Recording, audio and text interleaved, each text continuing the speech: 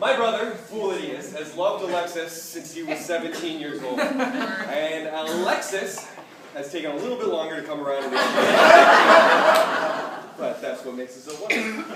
But James, in his dogged, hangdog, persistent way, has known for a very, very long time that Alexis was the only one for him. And we've just all had to bear with that.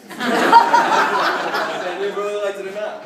At the dramatic conclusion of what we all call version 1.0, my family closed ranks very, very hard. We wrote Alexis off as dead to us. We willfully ignored any and all culpability that my brother undoubtedly shared in their breakup. And we dug our heels in. We dug our heels in to engage and to bear what promised to be a very powerful and lifelong grudge. Lifelong grudge.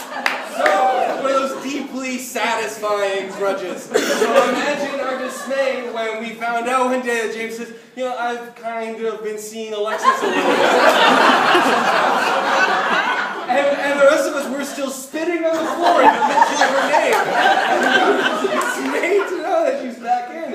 And I started to realize that perhaps Alexis' presence in my brother's life was in fact going to be inevitable. And then when I just came around to that idea, I started to notice some things. The first, and I'm not sure if everybody here knows this, but Alexis is really likable.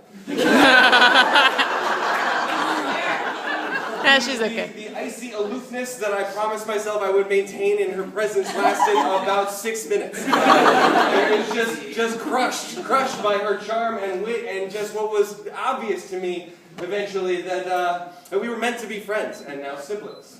Just was truly undeniable. The other thing that I noticed is that the relationship appears to be based on a really sickening foundation of mutual love and respect,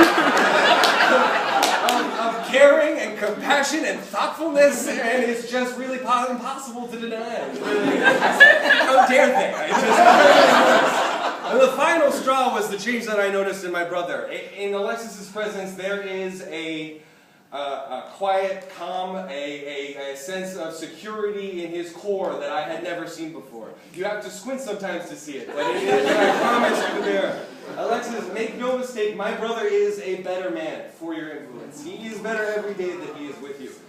In fact, I've come to realize that I like both of you together a hell of a lot more than I like you individually.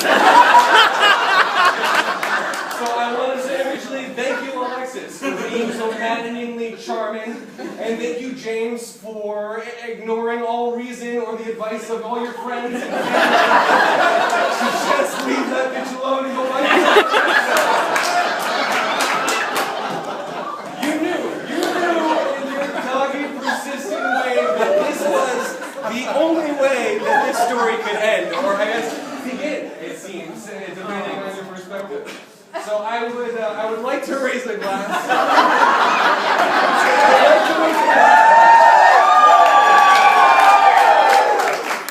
To dogged persistence in the face of all factual reason.